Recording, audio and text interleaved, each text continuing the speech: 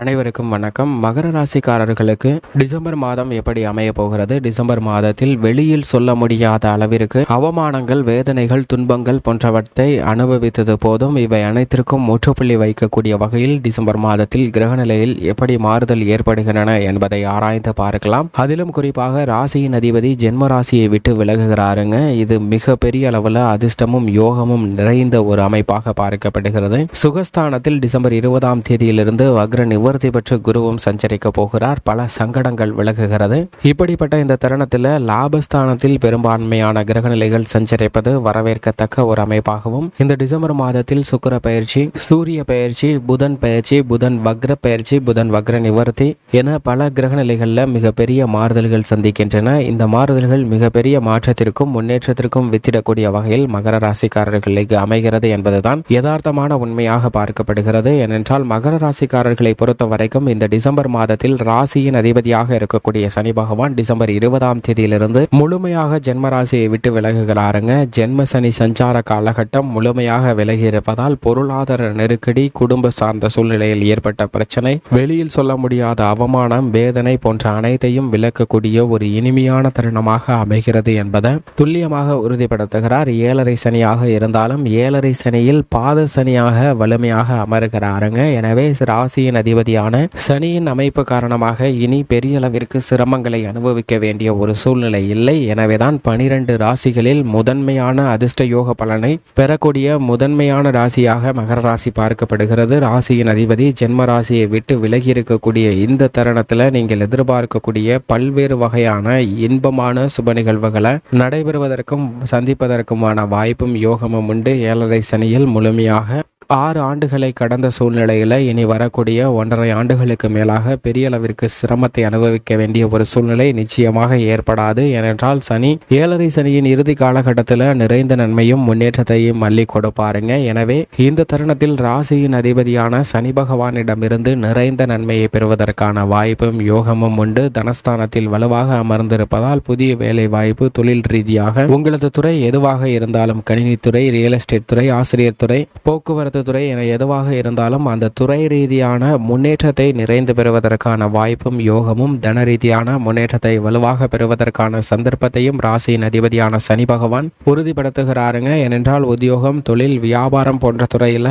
சனியின் ஆதிக்கம் மிக அதீதமாக இருக்கிறது. அவர் ஜென்ம ராசியை விட்டு விலகியதால் உங்களுக்கு நேரடியாகவோ மறைமுகமாகவோ இருந்து வந்த அனைத்து தொல்லைகளும் தொந்தரவுகளும் விலகுகிறது. வெளியில் சொல்ல முடியாத அவமானங்கள் அனைத்திற்கும் முற்றுப்புள்ளி வைத்து கூடிய ஒரு இனிமையான தருணமாக அமைய போகிறது என்பதை ராசியின் அதிபதியான சனி பகவான் துல்லியமாக மகர ராசிக்காரர்களுக்கு உறுதிப்படுத்துகிறாருங்க. இது வரவேற்கத்தக்க ஒரு அமைப்பாக பார்க்கப்படுகிறது. எனவே மகர ராசி தான் முதன்மையான பலனை பெறக்கூடிய ஒரு இனிமையான ராசியாக இந்த டிசம்பர் மாதத்தில் அமைய போகிறது. என் ராசிக்கு பெரிய அளவிற்கு மகிழ்ச்சியே கிடைக்காது என்று வருத்தப்பட வேண்டாம். நிச்சயமாக நல்ல முன்னேற்றம் நிறைந்து கிடைக்கக்கூடிய மாதமாக அமையும். ஏனென்றால் இந்த தருணத்தில் சுகஸ்தானத்தில் வக்ர நிவர்த்தி பெற்று குருவும் வலுவாக டிசம்பர் 20 இருந்து அமர்கிறார். சுகஸ்தானத்தில் குரு அமர்ந்திருப்பதால் பெரிய அளவிற்கு சிரமம் இல்லை. அது மட்டுமல்லாது குரு தனது சஞ்சார அமைப்பில் பாதி தூரத்திற்கு மேல் கடந்து விட்டாருங்க. இனி அவரால் பெரிய அளவிற்கு எந்த விதமான சிரமமும் ஏற்படாது, நன்மை நிறைந்து கிடைக்கும். ஏனென்றால் அவர் இந்த தருணத்தில் பஞ்சமஸ்தானத்தை நோக்கி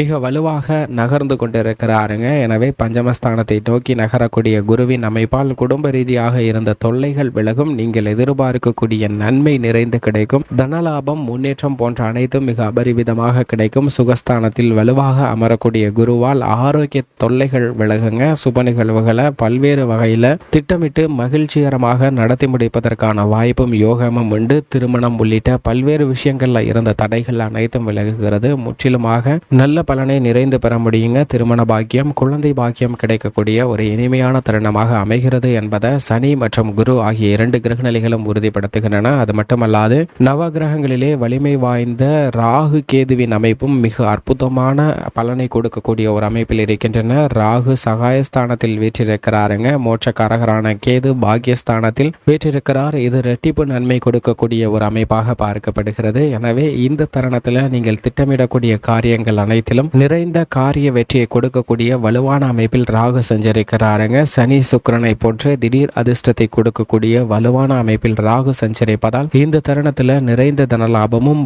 பெரிய பெரிய அளவில் முன்னேற்ற வாய்ப்புகளும் நிறைந்து கிடைப்பதற்கான வாய்ப்பும் யோகமும் உண்டு என்பதை துல்லியமாக உறுதிப்படுத்துகிறார். இது மகர ராசிக்காரர்களுக்கு பல்வேறு வகையில் அதிர்ஷ்டத்தையும் யோகத்தையும் நிறைந்து கொடுக்கக்கூடிய ஒரு அமைப்பாக பார்க்கப்படுகிறது. மோட்சக்காரகரான கேது பாகிஸ்தானத்தில் அமர்ந்திருப்பதால் எதிர்மறையான சிந்தனைகள், கற்பனையான பயங்கள், எதற்கெடுத்தாலும் ஒரு குழப்பமான மனநிலையில் இருத்தல் போன்ற அனைத்துமே விளக்குவதற்கான வாய்ப்பை மிக அபரிவிதமாக கொடுக்கிறாருங்க. இந்த தருணத்தில் செவ்வாய் 7ஆம் இடத்தில் எதிர்பார்ப்புகளை பூர்த்தியாக்குவதற்கான வாய்ப்பை அவரது சுப பார்வை செலுத்துகிறதுங்க. ஏனென்றால் லாபாதிபதியாக இருக்கக்கூடிய செவ்வாய் லாபஸ்தானத்தில் வலுவாக ஆட்சி பலம் பெற்று சஞ்சரிக்கிறார். லாபஸ்தானத்தில் செவ்வாய் சஞ்சரிக்கக்கூடிய இந்த தருணத்தில் புதிய நிலம், வீடு, வாகனம் வாங்குதல் உள்ளிட்ட அனைத்து விதமான பணிகளிலும் நிறைந்த தனலாபம் பெறக்கூடிய ஒரு இனிமையான தருணமாக பார்க்கப்படுகிறது. 7.5 சனியில் இழந்த பல்வேறு விதமான சொத்துக்களை மீண்டும் பெறுவதற்கான வாய்ப்பும் யோகமும் மிக அபரிவிதமாக செவ்வாயின் அமைப்பு காரணமாக கிடைக்கிறதுங்க. மங்களகாரகன் லாபஸ்தானத்தில் வீற்றிருப்பதால் பல்வேறு வகையில்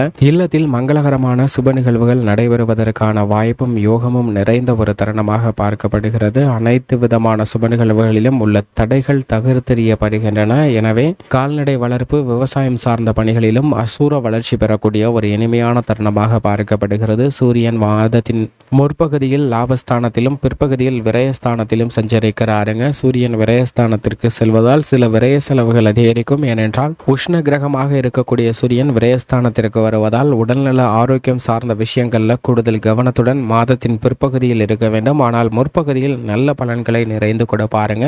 அரசாங்க காரியங்கள் அனுகூலமாக நடைபெறும். தடைகள் தாமதம் இல்லாமல் அனைத்து விதமான பணிகளையும் சிறப்பாக செய்து முடிக்கலாம் என்பதை துல்லியமாக உறுதிப்படுத்துகிறார். புதனின் அமைப்பை பொறுத்த வரைக்கும் புதன் விரயஸ்தானத்திற்கு மாதத்தின் முற்பகுதியில் செல்கிறார். ஆனால் 3ஆம் தேதியிலிருந்து வக்ரகதியில் திரும்பி மீண்டும் லாபஸ்தானத்தில் வலுவாக அமர்கிறாருங்க. புதன் லாபஸ்தானத்தில் வக்ரகதியில் சஞ்சரிப்பது மட்டுமல்லாது வக்ர நிவர்த்தி பெற்று இந்த மாதத்தில் நிறைந்த நன்மையை கொடுக்கக்கூடிய வலுவான அமைப்பில் சஞ்சரிக்கிறார். எனவே உணர்ச்சி வசப்படாமல் அனைத்து விதமான பணிகளையும் தெளிந்த அறிவாற்றலை பயன்படுத்தி முடிவெடுப்பதற்கான வாய்ப்பு மிக அபரிவிதமாக மகர ராசிக்காரர்களுக்கு கிடைக்கிறது என்பதை துல்லியமாக உறுதிப்படுத்துகிறார். அது மட்டுமல்லாது சுக்கிரன் 10ஆம் இடத்தில் ஆட்சி பலம் பெற்று பெரும்பாலும் சஞ்சரிக்கிறாருங்க.